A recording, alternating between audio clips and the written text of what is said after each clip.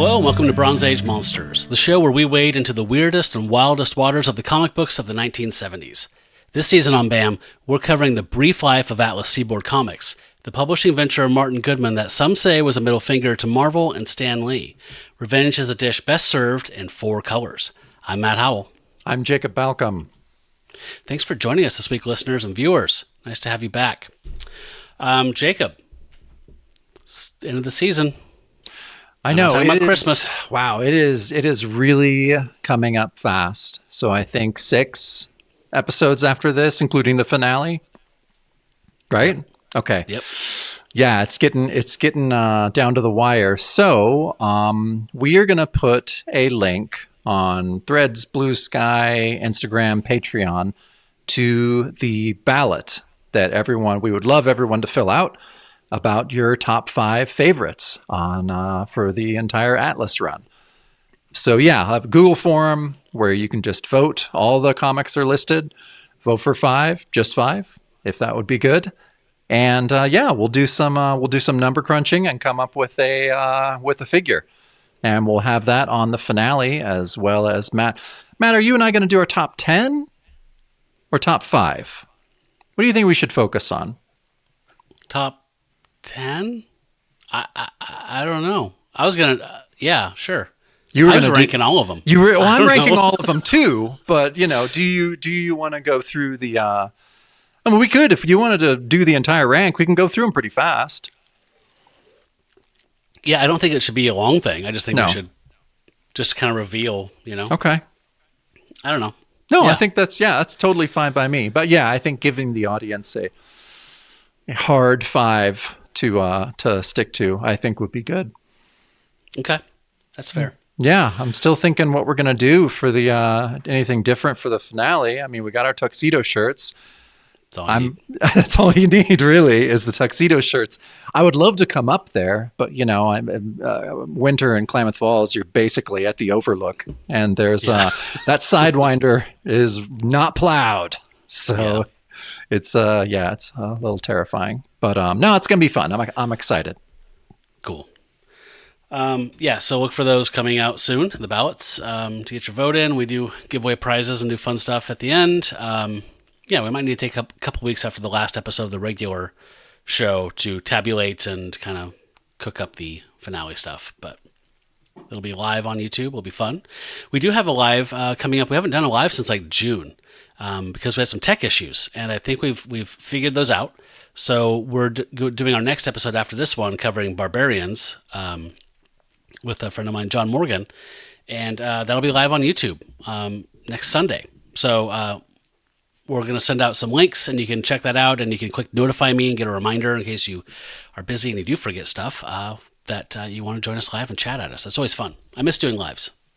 Yeah, me too. They're fun. And yeah, I don't know why I thought it would be anything else, but I'm excited to do our finale live too. We'll be, hopefully a lot of people show up in the waiting room, and we'll get to, have our final words with folks, it'll be nice. Yeah, I think we can have like up to 25 or 50. Even I think at our level we can have 50 people in the waiting room if we want. So we could just make that link public if we want to, and just pull people in if they want to hang out. Whatever. Yeah. Right on. Okay, so we have some important business to get to. We have a guest here, and he's a buddy of ours, and he hangs out with us a lot of times and watches movies on Discord. He's a talented colorist. His name is Jason Finestone. Welcome, Jason. Hello, thank you very much. My How are pleasure you? to be here. Yes, glad to have you here. So before we ask you about your opinion of the season so far, we always like to ask our guests a few questions about who they are as comics readers. Talk to me about your first memory of reading comics, when you knew you were hooked on the medium. When I was hooked, might have only happened a few years ago. I was into it as a kid, but it was like everyone says, they were just around. Who knows if I got them, if I picked them out, or my parents' friends when they came to visit. I remember laying around in the hallway and reading old Richie Riches. I mean, they weren't old at the time, but I'm old, so. And then when I first started choosing my own, I do remember getting really into ElfQuest for some reason. Like me and my entire third grade class were into ElfQuest. and we would collect all the issues, and we'd pick each character that we wanted to be, and we'd play it at recess, and sometimes bring it back into class. And I was very into that for a while, and then I think I just kind of dropped comics for a while. Liked G.I. Joe when I turned like 9 or 10, so started with that series, which I think is very common for people about our age.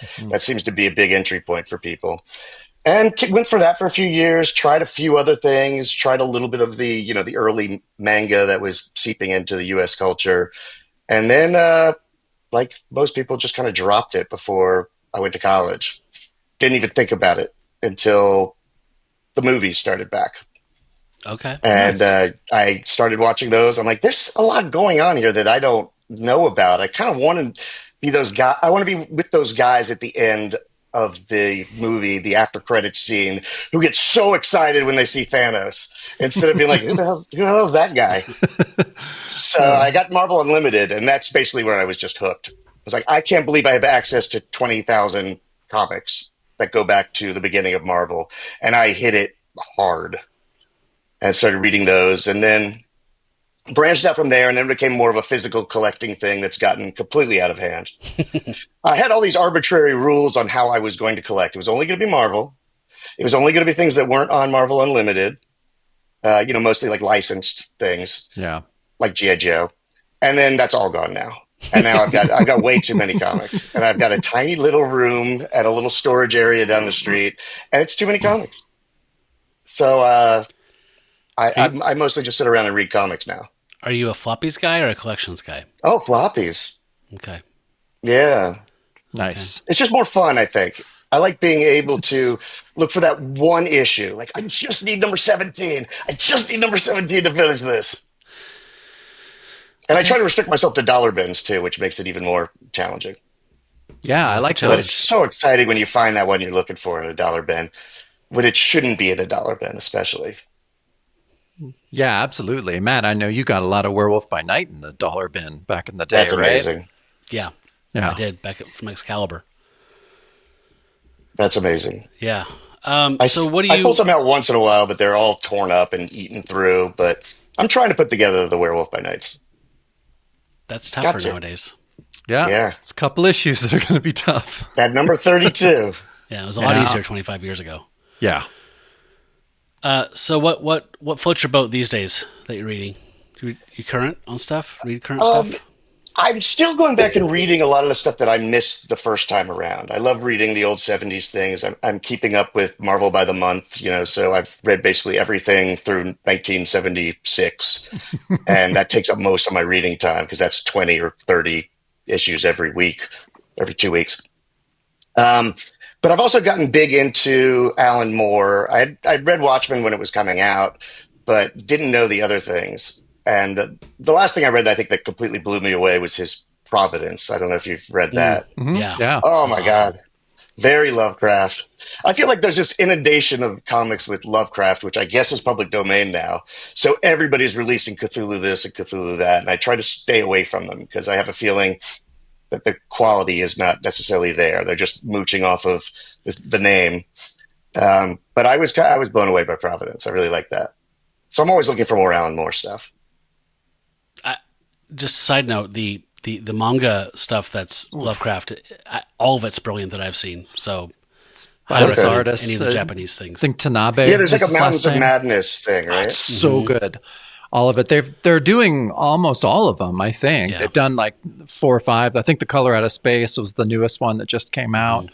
And it's amazing. I think check that. I mean, for my money, most Lovecraft adaptations of any medium are garbage. So, I think the Moore stuff stands out, and the manga stuff stands out. I think a lot of times it's just kind of I don't know, just people want to do splatter stuff, or I don't know.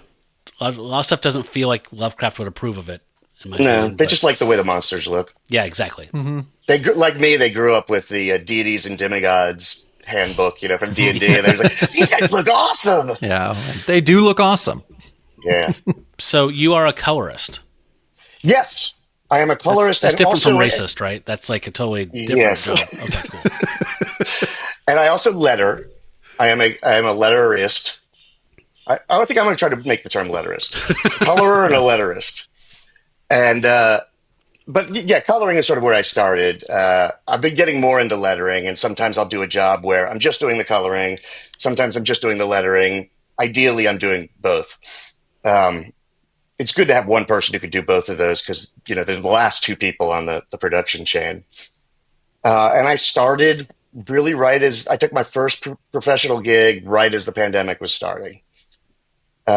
Leading up to that, I was just trying to find something, and was reading a lot of comics on Marvel Unlimited, and just kind of blown away by modern coloring and comparing it to what I remember from old GI Joes. It's like, how do they do this? Yeah. What kind of technology are they using? How do they know where to put the lights? And it made no sense to me. But luckily, I have access to a website called YouTube. Hold on, I'm getting a pen. Yeah. And about 12 months later of watching YouTube, I knew everything about coloring. So you're an autodidact. Yes, I am. That's awesome. There's nothing you can't learn from YouTube. Were you in the arts prior to that? Not really. I was adjacent to the arts. I'd done a lot of art stuff growing up, but never really thought that was a career. Or at least my parents never thought that was a career. Yeah. Parents never do. Not once. And I was a people pleaser. I was a parent pleaser. So I went to law school and didn't become a lawyer right away. I worked at some record companies to see if I could make it work without a law degree. Found out very quickly that you cannot live in New York City off of the salary of an entry-level music guy. Yeah. So eventually transitioned to doing music law. And did that for a long time, and it was fun for a long time. But then it just got to a point where I couldn't see my life continuing just doing law. The excitement of the music part started to wear out. The excitement of the perks that you might get going to shows and everything, I wasn't really enjoying so much. I'd rather just stay in and watch some TV. And it was just like, I just go to work every morning and I look at a bunch of contracts that are all identical, and then I go home, go to sleep, and do it all over again. So the shine was off the apple after a few years, and yeah. And I didn't have at the time, I was recently divorced, didn't have much going on. I understand some people take on crappy jobs to afford a lifestyle, to do great things around work, after work, but I wasn't doing that. I was just watching TV. Like, I got to find something good to do. Tried some other things, quit the law firm I was at, became a music manager for a little while, which turns out is even worse than being a lawyer. Tried building guitars for like a year. More YouTube. You can learn how to build a guitar on YouTube. I built one and a half guitars. Yeah. And I still got a half that I'm working on that will someday get finished. Yeah. And then just the coloring just kind of hit me, and I wanted to try it. And knowing how quickly I can get off of stuff, I just got the cheapest possible software and equipment that I needed just to see if this was something I actually wanted to do. And I'm still doing it after 6 years. That's awesome. It's fun. It's great. Is a guitar maker a luthier? Is that what that's called? A luthier, yes. Yeah. Okay. I would love to see pictures sometime of your guitar you made. Not the half. I don't care about the half. Not at all. Okay. And also, I'd like to show some examples of your coloring work and lettering. Sure. If you would send me some stuff so I can put it in the YouTube video. Yeah. No, I'd love to do that. Cool. Okay. Well, speaking of lettering, I have a job for you a comic for you to letter from 1975 called Tiger Man #1. It needs So help. do you want to dive into it? It needs professional help, Jason. I love it. That's what sold me on Atlas in the first place, was that lettering. Yeah. Oh my god. That lettering. 'Cause I think I was just thinking about becoming a letterer at that point, and I was just kind of blown away by it. Like, what is going on here? Yep. Yeah, lettering is one of those things where you really appreciate it after you see some bad examples. Right? But I wonder how much of that was intentional. I mean, you want to start talking about the lettering now? I can talk through it. Well, let's get to the first page, and let's do the cover and the first page, and have Jacob talk about the people that are working on it. I don't think that's going to take long since they're all people we've already talked about. But yeah, let's get into where people can actually see it that are watching this. So we are talking about Tiger Man #1, and this hit the stands on January 21st of 75. This cover we're looking at is by Ernie Colon. He did the pencils and the inks. Okay, so if you're just listening, we are inside of an apartment building, and we see two thugs. One's in the foreground with a gun in his pants. Another guy's behind him holding a lamp, and it's on, it's illuminated, and it's like surprising our hero, Tiger Man. And it says, "This is it, the debut of the world's newest, most exciting superhero."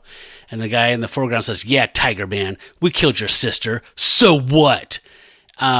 And on the floor is a dead woman, and our hero is standing over her, and his expression, he looks shocked and forlorn and incredibly depressed, like Eeyore. And he's got a really weird long haircut, like a Prince Valiant kind of thing going on. And so his suit is a blue unitard, and he has tiger striped gauntlets and leggings, and what do you call it? Thing that covers a torso. I don't know if that's called A tunic. Tunic. Thank you.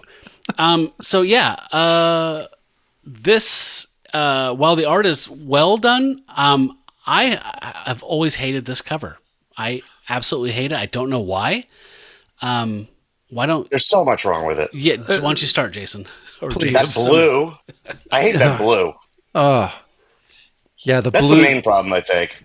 Yeah, it is. It's but the then blue in his uniform. It's the blue in the background. It's just a bad choice of blue. Blue should not go on his uniform at all, and then it shouldn't be that blue, and it shouldn't be that background blue. It's gross. Yeah. And it doesn't look like a cover. It looks like a set, like a panel from inside the book. It doesn't look. It's on a cover. And his face. His face he's is not the a worst. Superhero.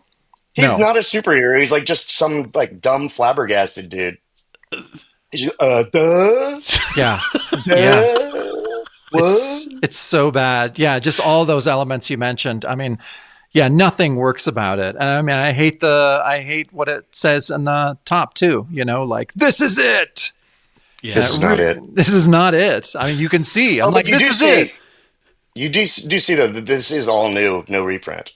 Yes, thank God for that. I was just like, "Oh, Tigerman from Fox Publishing in 1959." Yeah. He has the hyphen in this logo. Mm-hmm. Yeah, that seems to be interchangeable. I think the Indicia doesn't have it. Yeah, it's interesting. Like first, I thought, well, maybe this would be better if he looked enraged, his facial expression, but I don't think that would fix it either. Like there's just a lot wrong. If he was fighting those guys, if it was in some sort of action pose, I think it would help. I mean, of course, this doesn't happen in the book. He's not there when these guys are there. These are completely different times. Well, That's a drink. true. Oh, we're gonna drink to that. Yeah, good point. I mean, like, maybe they should have noted. I like this. Oh, that's perfect. Yeah. The full costume didn't arrive in time, so I just got the pause. Yeah. Okay. I'm trying to bring people to your YouTube channel. Audio listeners, you got to come see my pause. Yeah. See, that's the way to trick them. I love it. You got to Those are trick them. And now I'm going to Amazing. take them off because it's actually very hard to drink with them on. Yeah, you have to prioritize. Yeah, it's a good point, you guys. Like, there's a reason that Amazing Fantasy 15 doesn't have Peter standing over a dead Uncle Ben, right? Yeah. Yeah. That's not what we're selling. So yeah, this is just a weird misstep from Cologne that just does not work for me, and it ranks pretty low in my rankings of the covers we've talked about. Ernie Colon is, from my understanding, he is considered good, right? Yeah. Yeah, he's a cartoonist. He worked for a long time on He's done Harvey, a lot like of on stuff. Casper and like Richie Rich and stuff Yeah. like that, which he really is really good at. But I feel like his later stuff too, like his more adult stuff, is really good. I know I've read a lot of his work, and I looked at Amethyst. this book, and I'm like, this guy seems pretty horrible. Yeah, And but the think cover about, is a great lead off. we last saw Tiger Man in Thrilling Adventure Stories 1 with the lead. It's the lead story in that magazine. And Ernie Colon, he wrote that. And I think John Albano did the script. So maybe that has something to do with it. I don't think Ernie scripts a lot.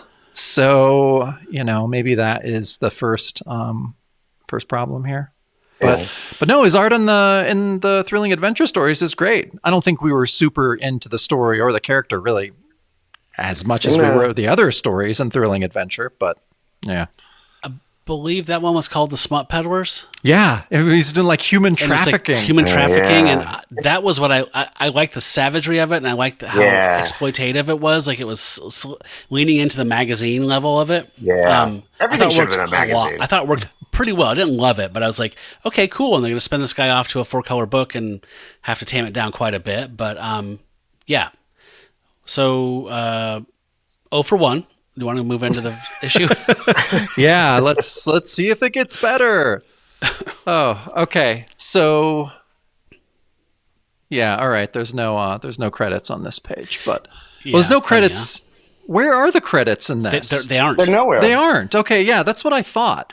Okay, I think it's just Ernie's signature on the cover. That's it's it. so weird. So And it's anyhow, dressed in the letter page, and then that last issue. The And last they say it's a issue. mistake, but I think people didn't want their names attached to it.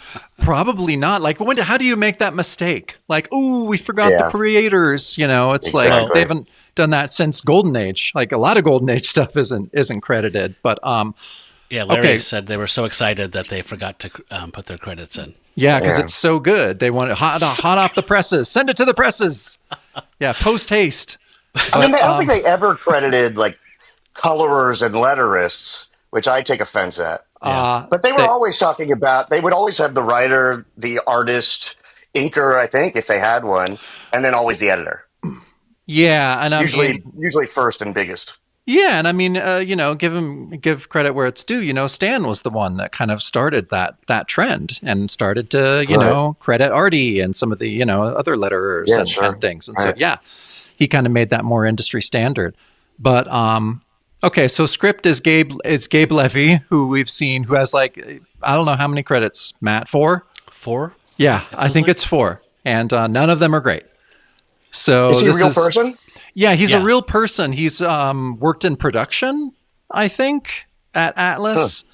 And they kind of roped him in to do some stuff because at this point, I mean, things are getting pretty slapdash and, But yeah, so Ernie Colon is credited with pencils and inks. Ernie's a Puerto Rican artist that we first saw on The Grim Ghost.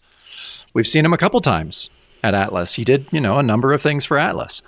And guys, I don't know if you checked this out on GCD, but there's a lettering credit. The lettering credit is Leroy Lettering. Leroy. Which is the name of the system. There is a word stencil system called the Leroy Lettering. Seriously? Okay. Yeah, that That's goes what back to like the 1930s. They invented it for like architects, draftsmen, to have a very uniform, readable, alphabet. And it's just done with, it's essentially like a kind of a fancy stencil. But you can get them off of eBay they get pretty expensive. I would love one, but they're always in like a really cool old wooden box, and they come with all of these different size alphabet stencils, and there's an arm on it. So you put one needle in the letter, and then another arm writes the letter above it, so you're not smudging it. And I think it's great. And it's what EC used. Yeah. This is EC lettering. Yeah, And but I don't think anyone ever complained about EC. no, It just does not look right here. It doesn't look right. Whatever EC did was great, but whatever is happening here is just at so many points in this issue. I'm just like, what is happening? It's so bad. And it does look like it's just fed into a typewriter. Mm-hmm. It does, and especially like some of the colors this issue, all the lettering. It just made me kind of like how you were saying, Jason. We're kind of, or Matt, we're so used to decent coloring and lettering. And because we have people like Jordi Belair, and for letters we have Clayton Cowles, and like these people who are masters in their field. And so at least a lot of the stuff that I read ends up having those two on a lot of stuff. And back then it was really a production job.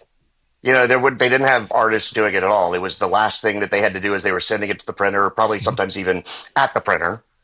Yeah. And they're not very good. No. They're rarely very good. But thinking about the early letters, or the letters that like Artie Simek and stuff, like the stuff that he did is great, and you don't notice that it's great, which is I don't know. You kind of feel bad about that. You don't notice lettering as much until it's bad, and then you're like, oh no, and then you go back, you're like, oh, okay, this is why it's good. Yeah. The spelling mistakes always get me. Yeah. The doubled words always get me. But that's so what many. I think they do. I really do think they do it sometimes at the printer. I think it's the timeline is that tight that they don't even know what they're doing. They're pressing buttons. They're drawing lines. They're not even thinking words anymore. They're just trying to get it on the press. So, Jason, does Leroy Lettering System have an apostrophe in it? Because I would love to have bought one of those. Is that an add-on? It actually does. It doesn't have an exclamation mark, which is why that always looks bad. But it does have a comma. I looked at it after reading this. I went back and looked at some videos of it, and they do have a comma, but it doesn't seem to be used in this. Maybe they lost that one. Wow. Oh, man, it's great. I hate the underlines, too. I think the worst part for me about this Leroy lettering is, sometimes comic books look a little silly when they boldify what seems like random words. Yeah. But it's much worse when they're underlined. Yeah. I think like every fourth or fifth word is underlined, and it just draws that much more attention and looks that much sillier. Yeah. Okay. All right. Let's jump in. Okay.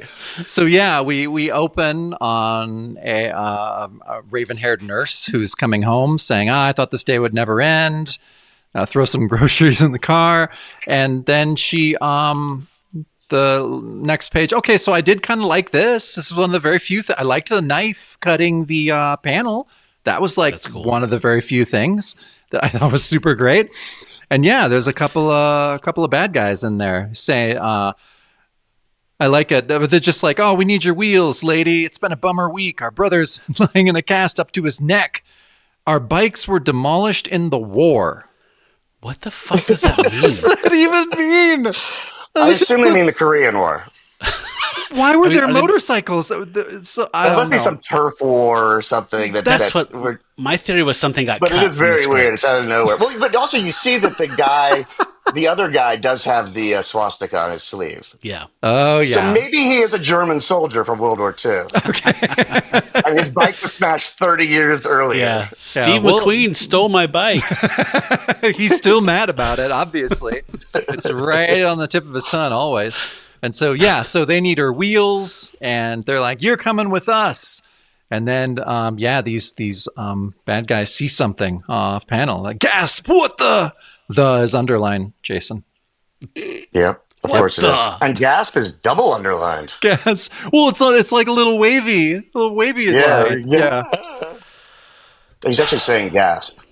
Yeah, he is saying gasp. I like that knife divider on the panel too, but I had no idea how to read the dialogue from here. This is that I consider this bad lettering when you have to go over it a couple of times to figure out what's supposed to be said when. Yeah. Yeah. That happens a couple times in this issue for me. Yeah. Yeah, definitely. Okay, so we're moving on. Leroy. Boy, do we move on. So we get the entrance of our hero. Is this a mistake in coloring? Or is he not... Remember the cover of Thrilling Adventure Stories? That's what I mean. Mm-hmm. So when he was painted that way on the cover. I feel like it was them trying to pretend like that wasn't a mistake. Like, no. Sometimes he does look like this. Sometimes he does. Oh, my God. But then, I read this twice, Lord help me, and I couldn't tell when this scene happens. Does this happen off camera during the main part of the story? Like when it happens. Stalking? Wait, I don't know that we said what it is for the listening people, but normally he has this blue body onesie suit underneath all of his tiger stripes. And this time he doesn't. So he looks like he's just wearing like a bathing suit. Like a one-piece bathing suit and gloves, and it looks silly. That's a lot of skin. A lot of skin. Sillier. But they talk about it at the end. He refers to this event. He said, earlier today when I saved that nurse or whatever." So this happens. This is a flash forward, but we never actually see it. It's just alluded to at the end of the last page. They skip over it the second time. So the way I figure it is, I mean, I don't want to give away the rest of it, but the event happens that spurs him into turning into Tiger Man. Yes. And at that point, he does wear the blue.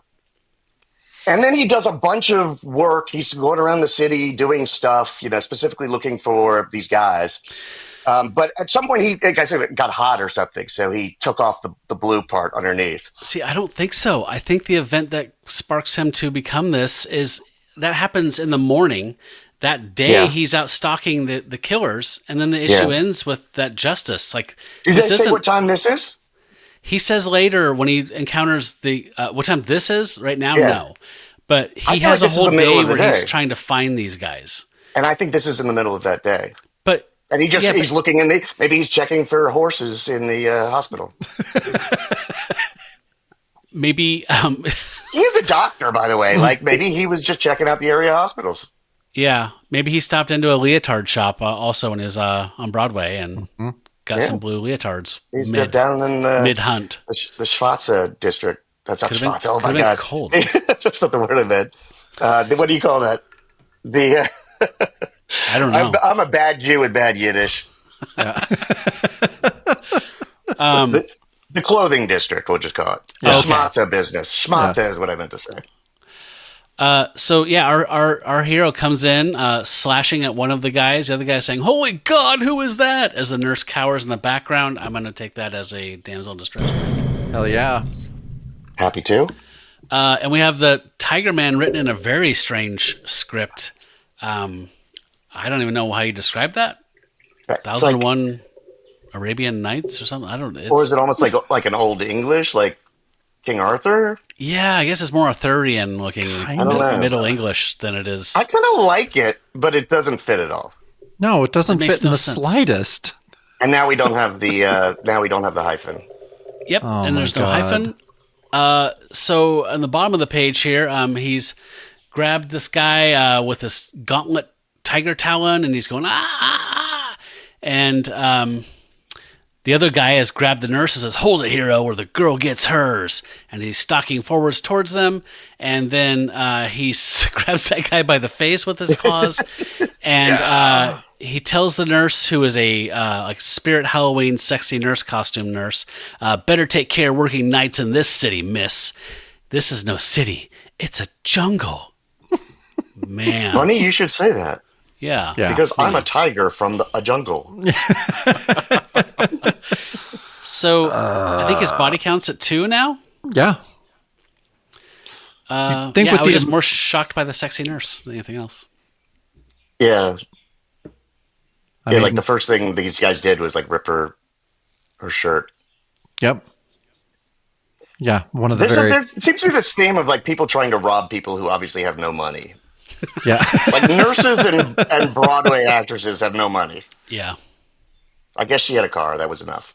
Yeah, they just need wheels, man. They just need wheels. The war treated them poorly. So they'll take her crummy old Datsun, whatever she's driving. The Gremlin. They will. Well, I'd steal that. Yeah, no shit. Okay, on the next page, we flash back to the start of an origin story here. A jungle. That's where it all began, in the ramshackle clinic in the heart of African Zambia, differentiating from the other Zambias that you might know. So there's this lion, and this is kind of what starts him thinking about it. Is he's like, well, how'd you escape this lion? He's treating a man. He's like, well, when life is the price, man can do anything. He doesn't ask how. And this is, kind of piques his curiosity to where, after treating this man, he's just like, oh, you mind if I do a study on the survival instinct of the inhabitants of this region? I love the guy's like, go right ahead. It's astounded me for years. Crazy highlighting, the underlining. And Who then is that guy? Dr. Gregory. Dr. Gregory. Yeah, Dr. Greg. I know he looks like someone though, right? Like he looks like he's someone that worked at Atlas or something. It's just, It seems like I got the vibe that that's a friend or something. Yeah. But then, it's Stan Lee. Is it weird that I kind of loved that panel of the gazelle? It was just so it's kind of weird. beautiful. It's really beautiful. Like, I think that's maybe my favorite art in the whole issue because it's strange. It's like I would wear that T-shirt. Yeah, the gutters cut through as if they're, an atmosphere line. The gazelle themselves don't look very real, but they look kind of Harvey-ish. They look like they could have been something in a Richie Rich comic. They're stylized in just such a cool way. Sorry, I just want to linger slightly on that panel because literally it's my favorite panel of the issue. So, so this flashback is on its way. I just I don't felt think it ever ends. Yeah. No, all life is a flashback. I felt that Colon felt much more comfortable in this page when he's not doing super heroics. Yeah. Like everything here, like that first panel of the tiger lounging in the tree, everything just seems a little more relaxed. And even the stuff we're looking at here at the bottom of the page, the characters in the bottom left look a little odd. Like you said, that Dr. Gregory almost looks like just a picture Ernie drew of a friend who was just visiting the Atlas offices or something like that, right? Seriously. Hey, guess what? You're the comic now. Yeah. Please don't put me in this comic. Please. Put me in a better comic. Yeah. Maybe Grim Ghost, at least. But the way he renders Dr. Hill here, interesting. This is kind of like the Grim Ghost style he did, but I do love that last panel. He does a lot of pop art stuff in here. It's almost kind of Spanish artist things that are almost kind of like impressionism or something, or expressionism, just like weird things like concentric circles and just cool stuff, and almost like some Peter Max style, like postery kind of vibes that I liked. But whenever Tiger Man's doing Tiger Man stuff, I don't care for it. No. Much. Okay. And the guy always looks different. Like, that's a good likeness. I would like to think that's Tiger Man for the rest of the series, but he changes a lot. He changes every panel. Like life. And then they've caught this tiger that was in India, and it was mauling people and killing livestock and stuff like that. So they've captured it, and Dr. Hill's like, well, I'd like to study this, the specimen, because he wants to figure out how these animals thrive in this environment. He's gotten off of his original hypothesis very quickly. He was studying the people, and then he starts studying the animals. Yeah. Yeah, he doesn't focus too long on any one thing here. So he anesthetizes the animal, draws some blood, and he starts studying it. This is a super fast science montage. It says he painstaking work, but bottom of this page, it says one theory proved negative. You move on to another and another, and he says, "I've done it. I've isolated the chromosome that makes this creature so powerful." So we're moving at just breakneck speed. Which we should too, honestly. Yeah, we should. I don't want to linger too long on some of this stuff, man. Okay, so let's just move on.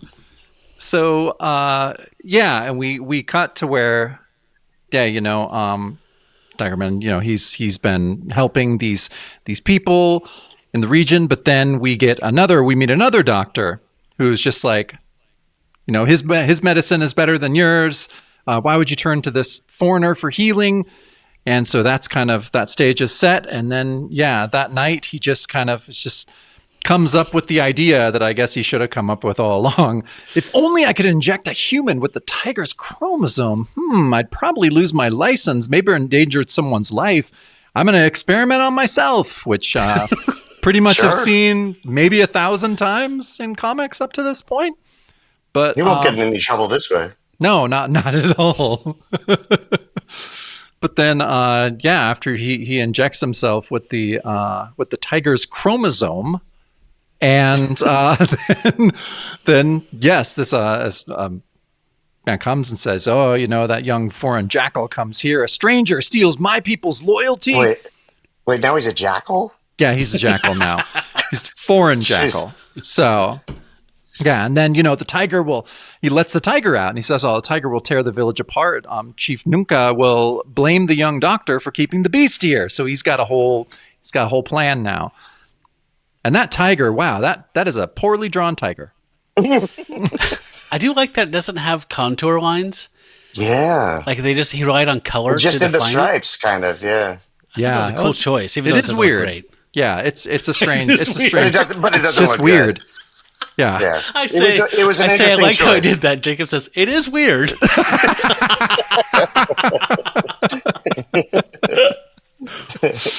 Oh my God. All right, moving on. Oh. So, Lancaster's like closing up shop for the night, thinking, probably not going to get any effects right away. So he's leaving, and then that tiger is stalking him, and he lashes out. Charges at him, and he attacks it and throws it down the ground, and he's doing like reverse CPR, where he's like, die, This is and he's rough. just throttling it. He's been mauled. Punches his fist through the tiger. Yeah. Through its throat. And like rips out something. Doesn't he rip out like a heart? Like it's like Indiana Jones at the Temple of Doom. Is that coloring meant to indicate in the bottom left panel that he actually like that has blood covered? I mean, he's supposed to be That's bloody, definitely right? blood. Okay. That's definitely blood, which you don't really see. I don't think, did you see blood in 1975 comics that were approved by the code? Not much That's that I can something. see. Yeah, but I always feel like, maybe I'm imagining this, but I always feel like in these Atlas comics that Martin Goodman has some sort of in with the code that he can get things through that other people couldn't, and he shows it off. Like, it always seems like he's a little bit beyond the limits of the code if compared to all the other publishers, and he's just like, yeah, check this out, blood.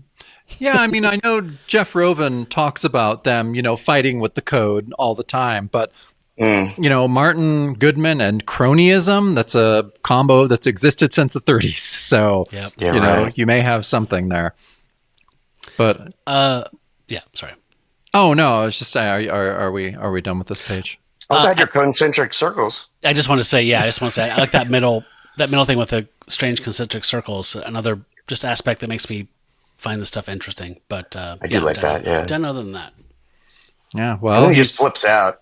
This thing is obviously dead because he just put his arm through it. but yeah, and you're then right. he's It's just like he's He's just a lunatic. he goes In the crazy. berserker mode. Yeah. No, and the injection gave me the strength of a tiger. God, so Okay. bad. All right. Okay, moving on. So after this, 2 years pass after this, right? So his internship is over. He's leaving as the cub leaves its den. And then they offer him a ceremonial robe made from the skin of the great cat you killed. It is said to give cunning to its wearer. What? So Who I- said that? I don't know. Yeah, well, They they've been hanging on to this hide for that long too. Maybe Like it took just- him that long to make it. Yeah, cure it. And, Did they make the boots and the gloves and the mask too? It's all boutique stuff, yeah. yeah. Oh They my have an Etsy god. shop. Yeah. Etsy shop. And so chapter of the Doctor's life is closed, and he's New York bound, and so he gets through. I like that it says like endless cups of airline coffee and ranks of indifferent customs officials. I kind of liked that a little bit. I kind of liked that whole sentence. I was like, all right, that's decent narration. But then and he's reunited with his sister. And she calls him Lanny, which I'm just not okay with. Have we heard his whole name yet? Have they introduced him? In Amazing Throwing Oh, they Adventure have his Stories, name I think back then? they did. It's Lancaster, Okay. yeah. Lancaster. Yeah. Like Just- Hill, right? Yeah, and I guess it's another reference to Burt Burt. Lancaster's production company. It was like Lancaster something Hill, like three names. Oh. Yeah, So I they love really liked how. Yeah, they really loved Burt, and honestly, like if you look in the CBA issue that we mention a lot, there's hardly anything about Tiger Man. Nope. He's to where they're just like, oh, well, you made this comic and it was okay, and they're like, yeah, we like Tiger Man. It's kind of like clumped in with the problem books a little bit. Yeah. And I see why. And so brother and sister meet, and Okay. So they're traveling, and he's asking how Broadway's treating her, the Hill family's answer to Faye Dunaway. She says the reviews are just too good to be true, and but you can come to see me tomorrow, the show, and she says, hey, you got this letter. It seemed important, so I brought it, and it's his offer to work at the Harlem Hospital. He's stoked. He starts his residency there in a week from Monday, and she says, hey, I wish you could stay with me, bro. But he's like, no, it's fine. I'll stay at this hotel for a few days. I'll find an apartment. And then we see her looking at him in the rearview mirror as she's leaving, and then she enters her house. There's this weird, sense of urgency in the first few pages of just flying through narrative, and then this super decompressed, what, we're not going to see him go into a bodega and get some gum and a paper? What's the rush? It's so weird. It is strange. Just the pacing just halts here. It's yeah. All right, so I want to see your apartment. I want to see where she lives. Hey, and we will. Hey.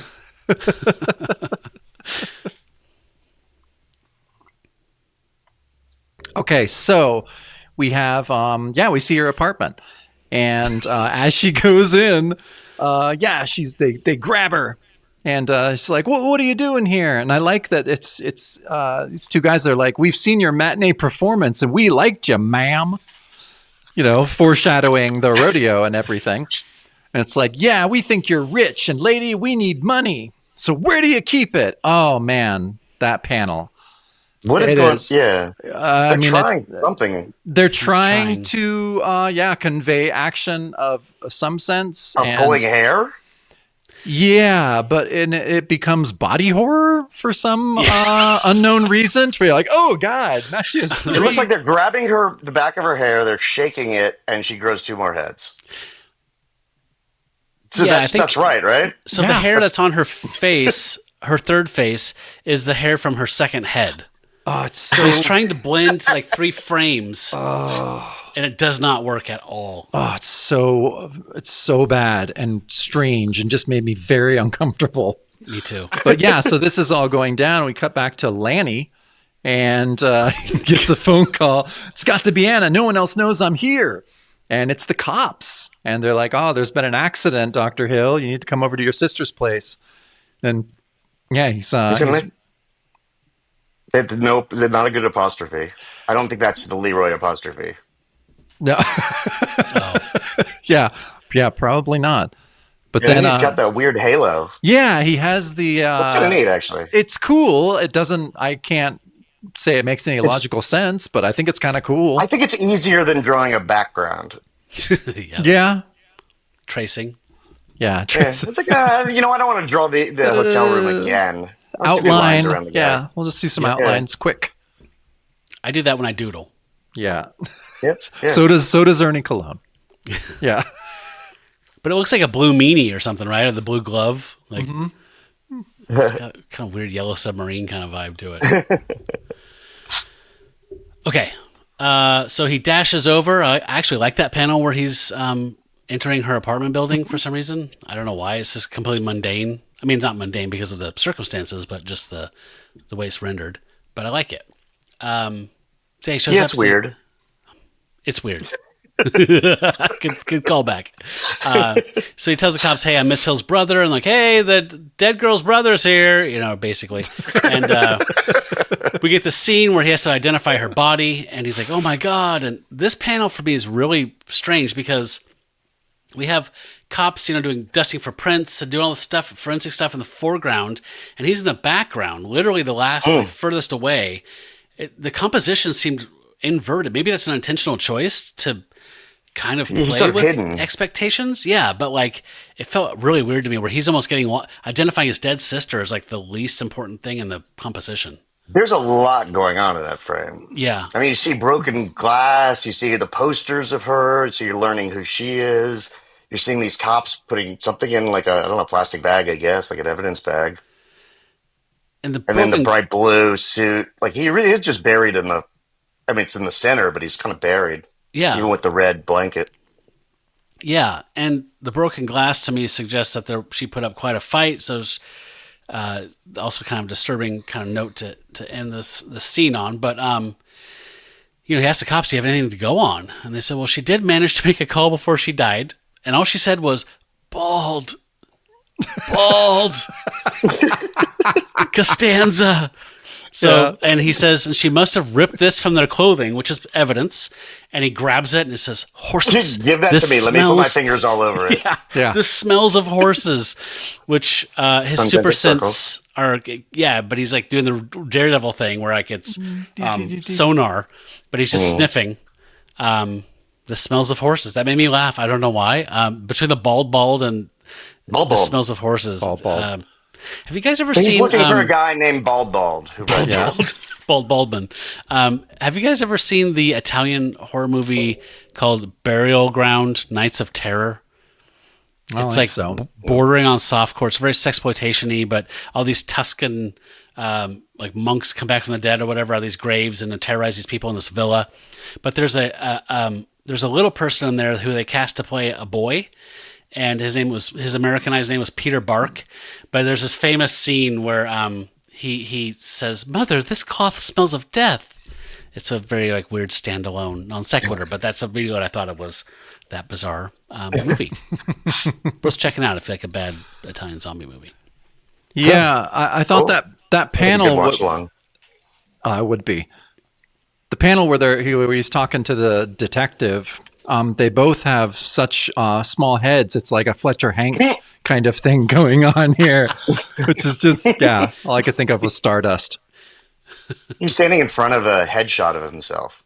Right? What is that? Doctors get headshots and sign them for their relatives. That's right. And it's big. That's not 8x10. Like that's big. That's like small. That's like Fillmore poster sized.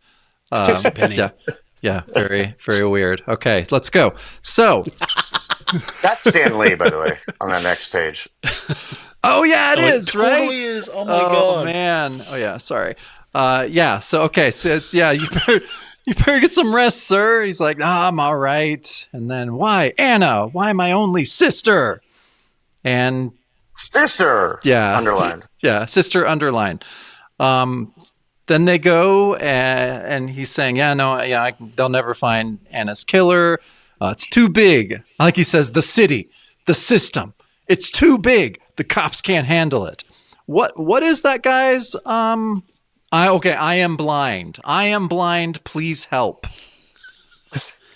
And he's Who wrote that for him? Yeah, exactly. I lived in New York for 25 years. I've seen that sign. Yeah. And then he goes and he's just like, the chief's gift to me. He said it brings the wearer cunning. Lord knows I need that now. And then we get the big letdown of the full costume. Oh. Where you're just like, I remember that was cool. That tiger skin's cool. Oh, no. Yeah. He says he'll get even. I'll use my tiger powers. This is why destiny gave them to me.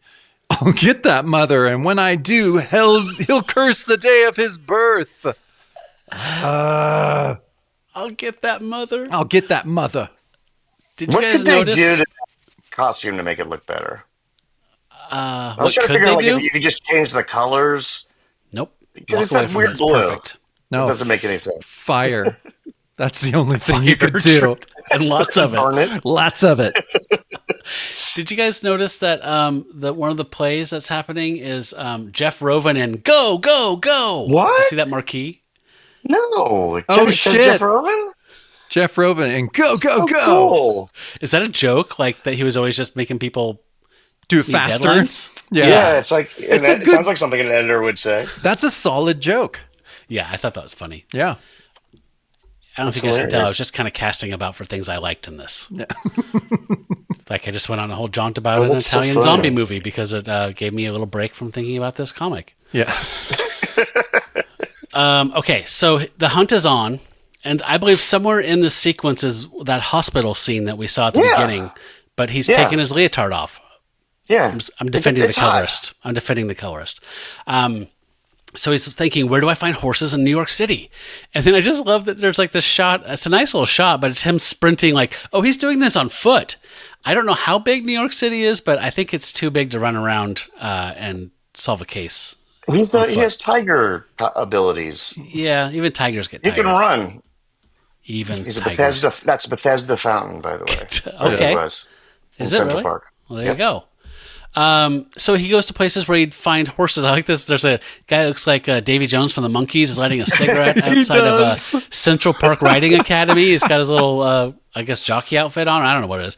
But I like that Tiger Man's casting a shadow on him. Then he goes to some police stables, and we see like superimposed tiger eyes, like just glaring in the darkness. So he's using his tiger powers to look in the dark for somebody in the stable office. And then he goes to the West Side police stable. So he's checked all the places he can think of. And he says, wait a moment. What's this, old chum? He sees like a rodeo sign. Wait one moment. Yeah. Bro. Yeah, rodeo. Yeah, big rodeo. I was trying to see what do you think it says there? I couldn't make it out. Madison Square Garden. That's what it is. Okay, Yeah. that makes more sense. I'm like, where are they gonna have a rodeo? Oh, okay, That would be the place. That's the place. Does that happen? Did that happen? I don't think I was looking for one, but I bet it could have happened while I At was some there. point. Yeah. If it were going to happen anywhere, that is where it would be. Okay, I just was trying to imagine, like, would people in New York City in 1975 want to go to a rodeo? I've never wanted to go to a rodeo. Rodeos were huge in 1975. Yeah, Okay. Everybody true. wanted to go to the rodeo. I have no idea if that's true. I remember being 2 years old, and my first word was rodeo. Rodeo? Yeah. Rodeo. Good God. All right. All right. So we reach the rodeo. And he says, "Now to get in this place." It's like a lot of the thought bubbles and speech and everything are just that whole thing that, Matt, I know you love, of just describing everything that the character is doing that we're literally seeing in a way that is so, like, a lot of this storytelling is so golden age in such a weird way. Like, it just makes me be like, okay, are they just trying to speak Martin Goodman's language in a way that he'll stop yelling he'll about this understand comic? Yeah. To where he'll be like, oh, yeah. It's saying like, now I have arrived at this place. He's like, oh, yeah. That makes me comfy. I remember that. But then, So what do you think of this staircase? Cool. It's pretty cool. It's pretty cool, right? I know. I'm like with some you, cabbage Matt. or I'm just something. trying to be like, okay, Yep. that panel. All I don't know- right. I That's don't know my why they have a windy spiral staircase in Madison Square Garden, but it looks pretty cool. It's real. That's maybe the He's in like service an old entrance. medieval castle. Yeah. Yeah. And then he's gone inside. The rodeo, billed as a breath of the Old West, where modern cowboys compete against time. A breath of the Old West. A weird way to describe that. And so Tiger Man saying, I looked at every cowpoke in the place and not one is bald. But then, we see Jake His name is Milner. Bald. Bald. Jake Milner and shoot number 4 on Thunder coming out. And it says, old skinhead Jake. I wouldn't want people calling me that. I am a Jake. And I would not be okay with that. I try and shut that down. No. Old skinhead Jake lost his hat, but Thunder hasn't lost him. Good riding, cowboy. And then, we see, skinhead Jake. It's not his views. It's not his racist views why he's called skinhead. It's because he is Although bald. he probably does have them. He's pretty racist. I mean, I'm going to bet money on that. But he's bald. He's not only bald, he's bald. Bald.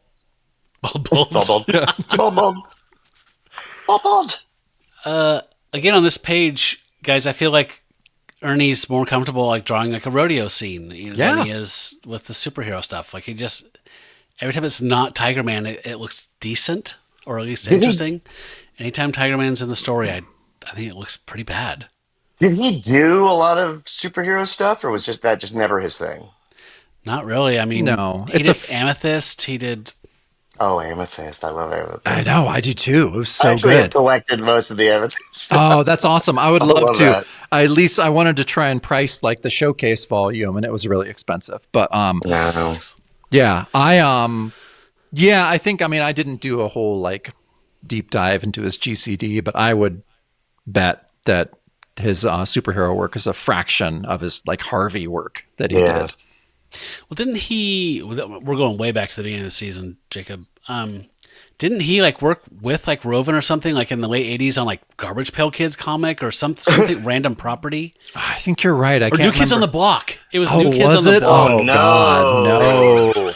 Oh, a horrible way to end your career. Yeah, I mean, he went back to Harvey lots of times and did like Casper and Richie Rich and stuff like that. So, he was happier doing that work, I believe, and it's a better fit for his skills. So, okay, moving on. So that's him. I'll rip that lowlife. And then we get a really weird Peter Max panel where it's just him marching down the hallway like an old like speed walker at the mall. He'll come out of the employees exit. I'll be there waiting for him. And I love that he's just standing around like his back kind of casually turned to the crowd that's asking for autographs from the rodeo guys. Like, nobody's going to notice me. We've all been in this position where we're like, the show's over. We've been waiting for an hour. Yeah, We don't want to we're wearing our interrupt other leotard. people. We're waiting to get a signature. We want to get an autograph on a CD or whatever. Yeah, It's awkward. in your leotard. It feels awkward. In your tiger skin with your gauntlets. And so, yeah, he realizes he's Anna's killer for sure. He can sense it, but something's wrong. His scent is quite different from the cloth found on Anna's hand. And then he's like, I love this like weird panel. It's like going, like he's flexing with like circles coming out of him. And he realizes, okay, so the issue with the scent is like there was 2 scents and one of them is missing.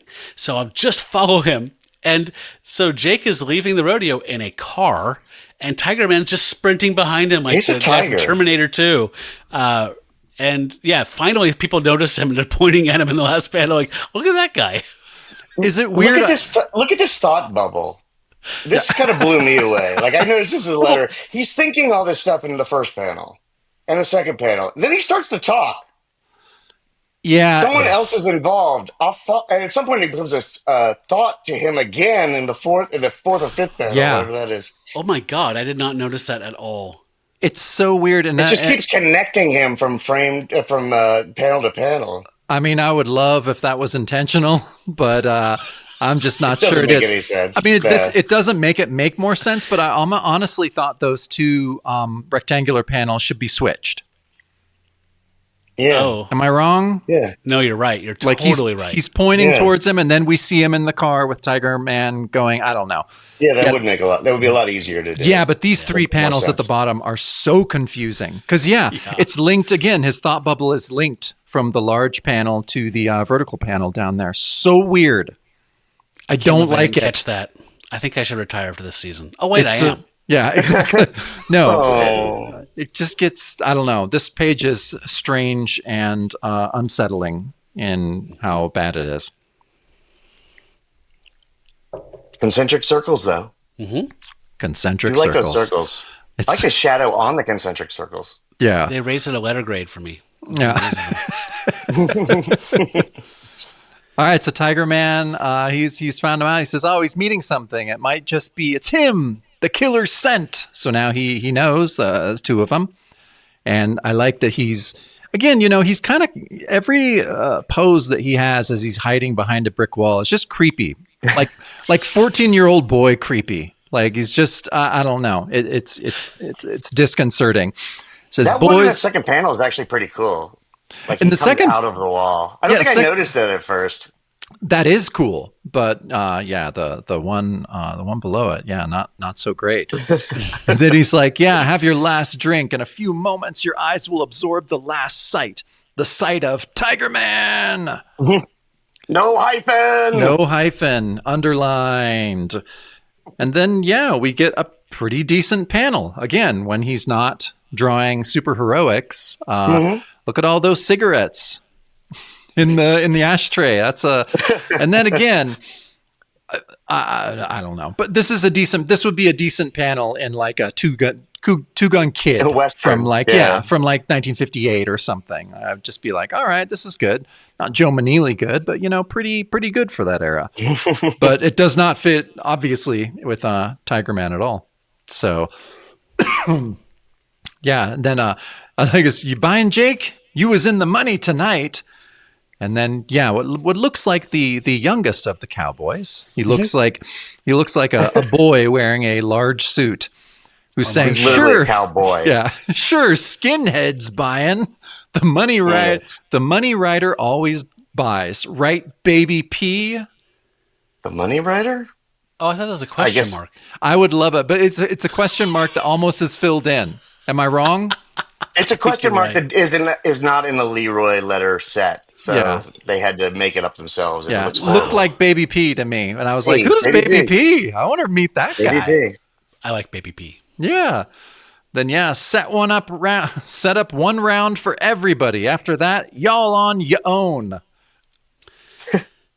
Oh yeah, we weren't doing the voice for him, were we? Apparently, he sounds like Jonah Hex. Yeah, oh, I want Jake to be played by Reggie Bannister from Phantasm. The ice cream guy. The bald, the bald Yeah. fits totally. Like in '75, he'd be perfect for this. He would. We haven't talked about casting. I was waiting because I thought there was going to be an obvious thing that I knew that at least one of you guys were going to say about Tiger Man, about who would play him. Well, he looks different every panel, so how do you cast that? What was And your I feel like thought? I thought you would say Ronnie Z-Man Barzell. All right. He looks Yeah. like the Z-Man, doesn't he? He does. John Lazar? You mean Superwoman? Yeah. Or Superwoman. Call him Superwoman. However you want to label him. Okay. So meanwhile, at the rear of the bar, Tiger Man comes in, and I love the bartender says, "Hey, the jukebox or the TV, one or the other. Damn it!" Right? That's Just a little sanity glimpse. right there. Yeah, right there. I don't want Fox News on really loud and Boot Scoot and Boogie playing. It's one or the other. And they're cutting a rug though. They're loving whatever they're playing. I like to think it's actually Olivia Newton-John off of Have You Never Been Mellow, like Please Mr. Please, right? Because these guys have had broken hearts. They get it. I think it's Pink Floyd Animals. If that jukebox was really cool and they wanted to get their money's worth, Animals, long track. Sure, that Long- makes sense. long 25 songs. cents, you get like a 10-minute song. Yeah, Yeah. long songs on that record. So yeah, the two guys are sitting there at the bar, and he says, "Hey, let's get us ossified, then go find us a couple heifers." So ossified would there's suggest something get boned, right? Bone. Uh-huh. There's Yep, something let's going get on between those two boned. guys, right? I hope so. Like there's more than just a friendly professional relationship. Like I'm sensing some Brokeback Mountain there. That'd be Good. cool. That would make it way more interesting. I really Yeah, it'd think be interesting, so. There's at least. something. Yeah. They're very close. And he says, "Sounds just fine to me, baby." So maybe. And then he says, "Hey, say what kind of bartending is this? We're running dry." And then Tiger Man's bellied up to the bar and says, "Bartender, I'll have a glass of milk." What? course. What the hell? Is the circus in town too? And I love this last panel, the physical attitude of the guy. Like he's kind of rocking back on his boots and just taking in the glory that is Tiger Man. Like, "Hey now, that's a right pretty outfit and no mistake. Did you sew it up yourself, honey?" And no mistake. And no mistake. Oh my Is god. that and no mistake or ain't no mistake? Like what is that abbreviated for? A-N. And no mistake? It's probably and.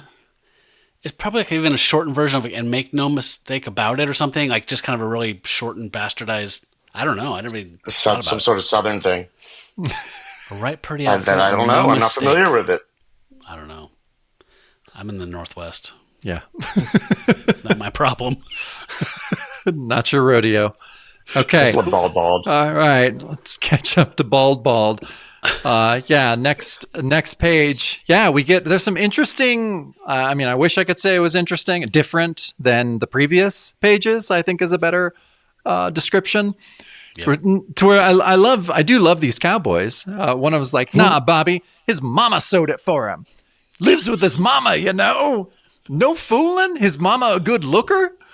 So yeah, they're giving Tigerman the business here, and he has coolly, cracked a bottle over the bar, and we get a semi-interesting I feel panel. like, by the way, I think that's the closest we get to Big Glass. Okay, you know what? We're gonna drink for that. Bottled. We'll drink from big glass. It's funny. I was drinking tea and soda water, and halfway through this issue, I said, "Nope, need something a little stronger." So Yeah. I had to bust out the rye whiskey to hold my nose, try and get through this. Yeah. So, Yeah. but that little panel, kind of, we got some diagonal gutters going on. That weird choice to be looking so far up from Tiger Man from behind the bar. I'm assuming. That's from his cell phone he has in his lap. He's secretly filming this whole thing. He's live streaming it. Okay. It's like, I'm going to look so cool doing this shit. Just you wait. It is pretty cool. It is pretty cool. Snarl. And he jumps out. And now you're going to answer for that visit. Oh, yeah. Because he's like, oh, you two clowns paid a visit to a girl this morning. And you're going to answer for it. And so he dives at him. And they I don't know. I think I'd still be laughing if this guy jumped towards me. But they're instantly terrified. Ah! And they're screaming, no, please. Somebody get him away from me. It's like, don't fret none, boys. Big Louie will take care of this fancy suit. And so Big Louie tries, but okay, yeah, again, the panels are kind of, they're a little hard to follow here. But is that that one dialogue balloon is like on an angle. It's the second or third one this issue that are at an angle. That's it's weird. It's so bizarre. And then but it shows you the versatility of the Leroy lettering set. It does, now I really want to look into one. But yeah, he throws okay, what happens here? He throws Louis into the wall. The big dude. Yeah, he throws the wall. You're right, Jacob. There's a chair. On the bottom. I mean, yeah, I would love it if it was big glass, but I thought maybe that was glass. I saw it as like on the next page. Then he hits the ground, right? Like I don't know what he bounced off of. I saw that behind him as like lath and plaster. It is so he busts up against the plaster, and yeah, but we do get a nice poster of a cowgirl in a bikini. Up there, boots, shooting a gun, pew pew. Probably my favorite part of the page. Yeah, definitely my favorite part of the page. Okay. I never, it's weird. I never visited Timmy's bar while I lived in New York. I can't believe I never made it there. Well, lots of crazy shit goes on there. You haven't been to a rodeo bar unless you've been to a New York City rodeo bar.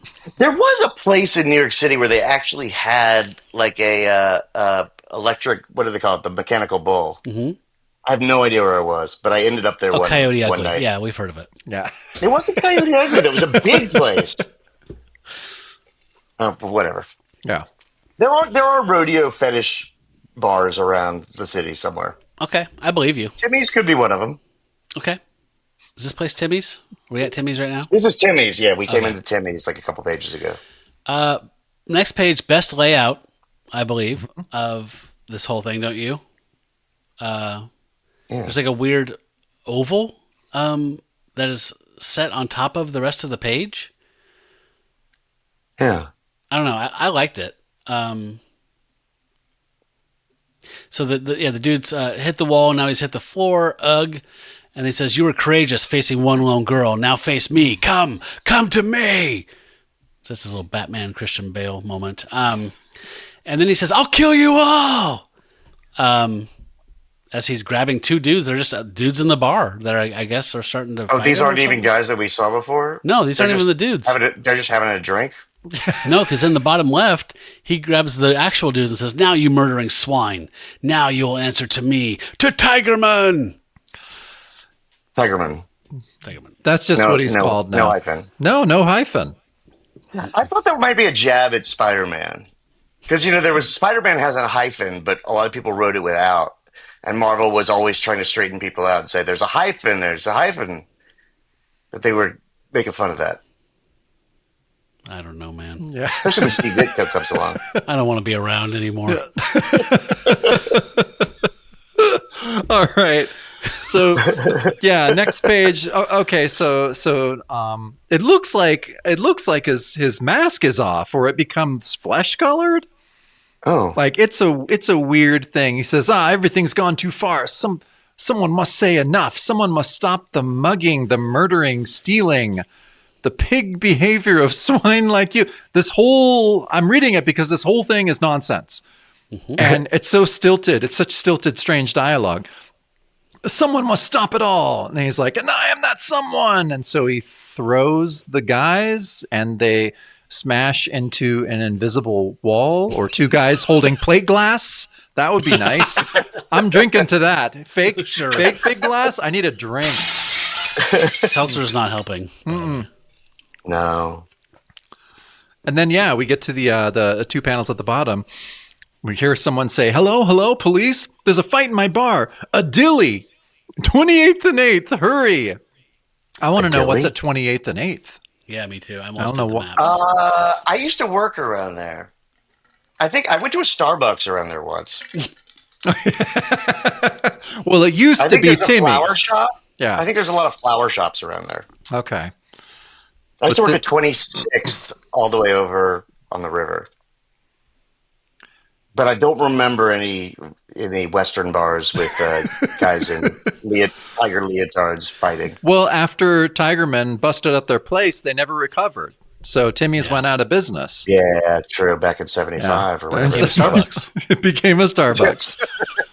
It says minutes later. And then a guy comes, are you sure you haven't been knocking down the boss's merchandise? He's like, no, he's telling the truth. The guy in a tiger suit tore the place apart. So, Jacob, that at the start of this page, that nonsense, that's like, my note just says Travis Bickle diarrhea. Like, it's just, right? Like, there's some. Accurate. Very accurate. I know Gabe Levy has a writing credit on here. I think Ernie plotted this and Gabe just tried to write. Something's off. Like, all of the dialogue, all of the writing, like, it just feels like it came through a weird machine. And like, it doesn't make any sense. No, it doesn't make any sense. Okay, we're on to the last page, guys. We made it. Oh my god. So interesting layout here. Again, silver linings. He's climbing up a building, the side of a building to the top, a rooftop, and he says, I paid those two back, and he's jumping down. The police would never have caught them. Never! And then he's looking directly at the camera in a close-up, but I feel so empty, so damned miserable. And then he's doing a trademark Spider-Man pose, sitting on the edge of a skyscraper. I lost my only sister, Anna, today. I like that he names her because he forgets his only sister's name sometimes. Mm-hmm. And I killed, not as if preventing her death, but as an act of vengeance. Yet would those two not have killed again? So he's having a real crisis of faith here. Like, am I the asshole? He is. And then he flashes back to the opening scene and the other two I chanced on in the hospital elevator. Yeah. Would that helpless nurse be their last victim? Was she even their first? No. Let the police do their job and let the criminal beware. Tiger Man is here. So he just decided, I can't be judge, jury, and executioner. I won't be killing the people. Let the cops do it, but I will kill criminals. The end. But wait, I will kill people, actually. He had a change of the heart. very end of the line. If for some reason the cops step in, they don't get the job done, then I will kill them. But I'll let the system work up until that point, and then I'll start killing people. Anyway, so that is the end of that. I would like a break. I would like to shout out to some of our Patreon backers. Yeah. You cool with that? Many of the show's listeners support the podcast by becoming Patreon members. There are several tiers of support to fit every budget. Our most popular one is Pack Member. That's $5 a month. And those folks get the weekly bonus show, what we call the Shadow Show, in audio and video format. And they get some special gated content that tiers below that don't get. They also get shout-out credits in the bonus show, and they get verbal shout-outs in the main show.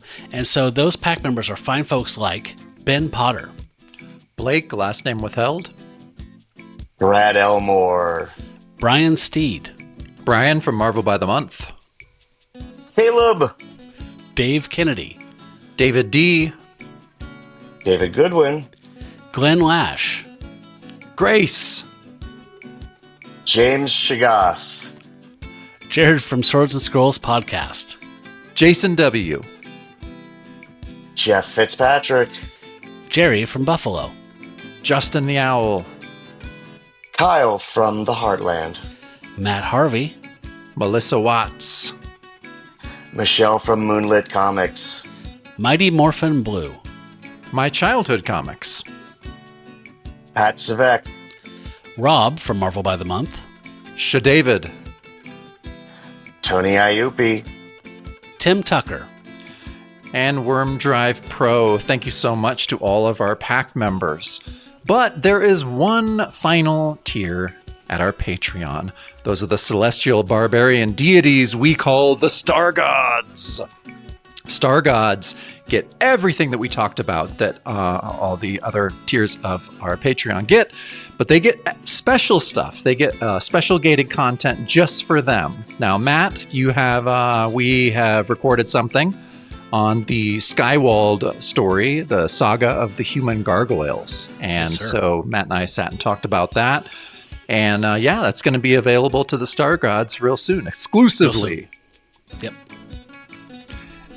And yes, so the Star Gods always get a shout out on the main show. And that is folks like Ben M., Bill Eschbach, Brink, Eric Hadley. Me! Yay! It happened Yes! again! Happened again. You can't just say me, though. You have to say your name. Say your name. Jason Finestone, Jesse McFerrin, John Walsh, Josh Link, MJ, Mark Nivens, Michael Giacchino, Ryan from Across the Bifrost, Russ from Taste the Pot of Dracula, Jackson T. Overstreet, my personal hero. Yes. I love you, Jackson. Thank All you of our for heroes. comics. all our heroes. Yes. All of ours heroes is. All of ours heroes is. All of our hero. Jackson is all of ours. amazing. How do you say that? Yeah. I'm sober. I can't even say that. No. All of ours. Yeah. All Hero. of our heroes. No, we're punchy from reading this comic, so don't be no shame just- there. Me lost 20 IQ points. Yeah. Okay, so yes, thank you to all of you Star Gods. We appreciate you. Looking at you right now, Jason Finestone. All right, so there was a letters column, but in my old age here, I'm getting kind of lazy. So like when they don't scan it anywhere, basically to include the letters column, I would have to take a photo on my phone and then import it from Google Photos on my computer and then cut it up and then paste it in. I don't want to. I do want to point out one thing that happened in the letters column. There was 3 issues of this book, so there was one letters column. And the funniest thing was I wanted to play with Jason the Spot the Plant, because in the first letter, they say something like, Gabe Levy's story was so good, blah, blah, blah, and Ernie Colon, this, that, and the other. And then by the third letter, it's like, hey, you guys didn't credit the people who did the first issue. Who was that, by the way? And like, oh, that was Gabe Levy. And I was like, okay, so wait a minute. Wait a second here. It was either a plant. That first letter was either a plant or it was Gabe Levy. Or Gabe Levy's mom. Probably, yeah. Bob Rohde wrote that Such letter. a fake Yeah. name. Such a fake name. Yeah, so I was kind of bummed we didn't get to play that, but it's okay. Somebody was really mad about the lettering. I get it. Good. I don't know. Those are the takeaways I had. Was the funny thing where they made a letter seem real and gave credit to somebody who wasn't credited. Yeah, but the response to that is, that was from Jay Tankelson, Senator Tankerbell, and drinking for that. Drink. Senator Howell Tankerbell. Yeah, and there, he kind of criticizes the lettering, and then the response, which I think is Larry, said, "Sorry about that, Jay. We winced when we saw it too. It's called Leroy lettering. Let's just write it off as an unsuccessful experiment. Believe us, it won't happen again, because no more comics will happen again." So Yeah.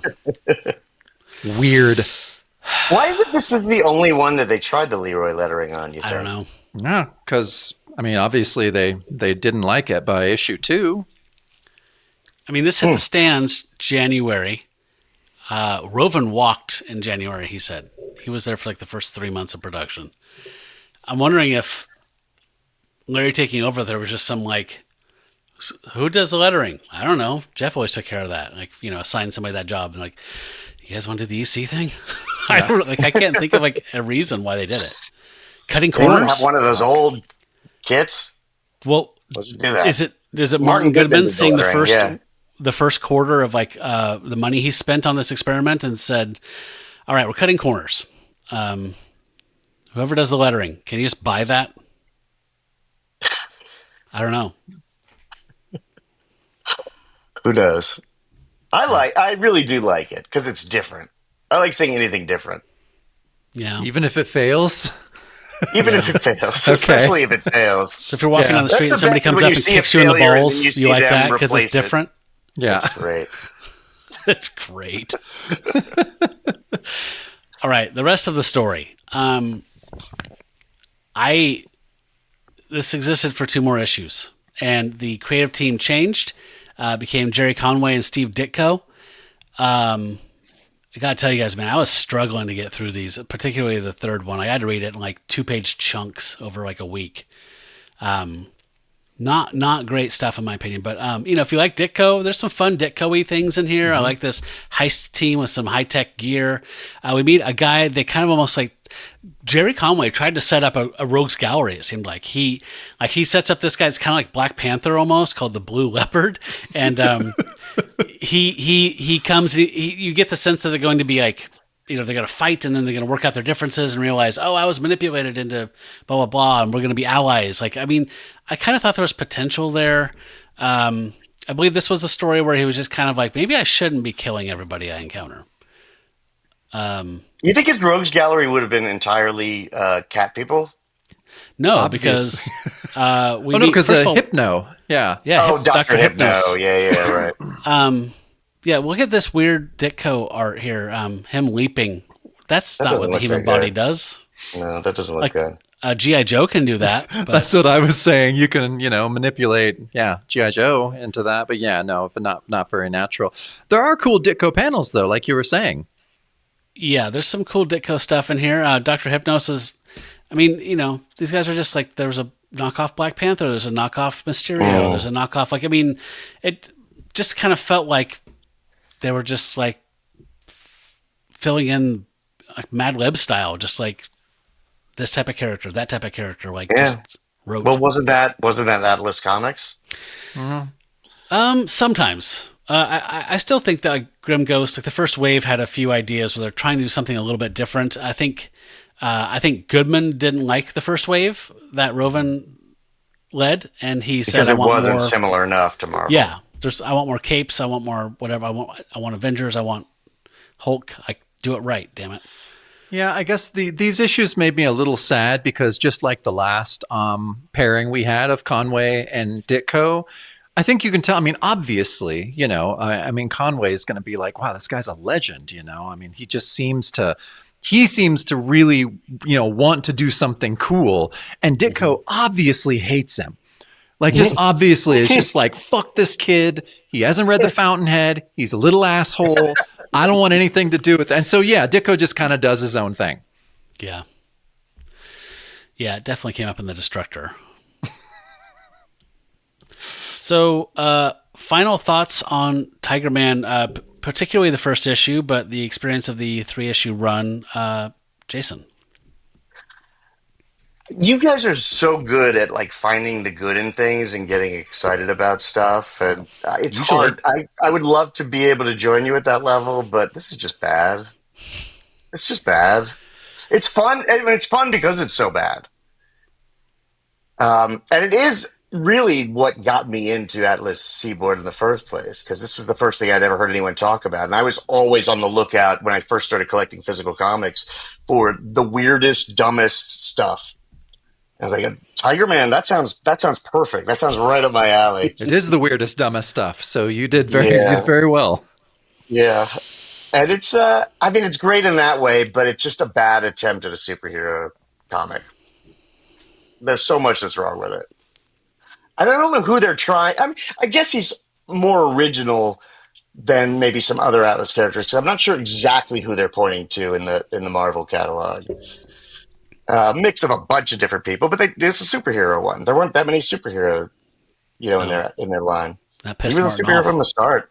Yeah. Whether he's Black Panther or he's Spider-Man or he's A little of both. Daredevil or whatever. Can I go, Jacob? Yes. So I think the most interesting thing about this is when we first met him, it was a black and white, no code magazine story called The Smut Peddlers, for God's sake, about human trafficking.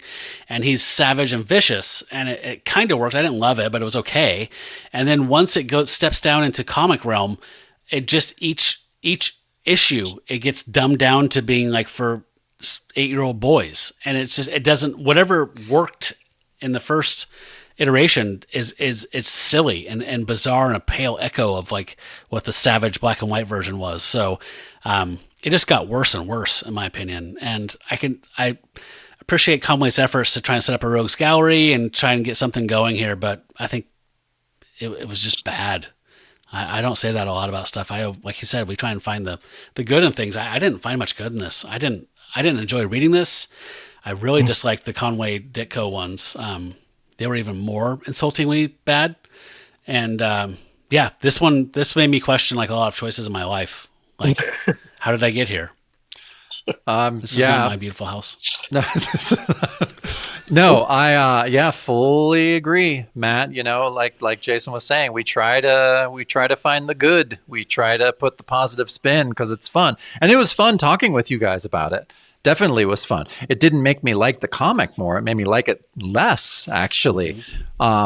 So yeah, I hated this comic, and I don't know if I ever said that on this show. Maybe that Creature Commandos issue. But this isn't that low point in the season like Creature Commandos where you feel like maybe you just need to stop completely. Well, it is. It's like Matt turn saying, off the mics and stop. Well, we always end up having like, well, now some kind of Dark Night of the Soul part of these seasons, and this is it. This is the one to where I'm just like, you know what? Maybe people shouldn't talk about comics.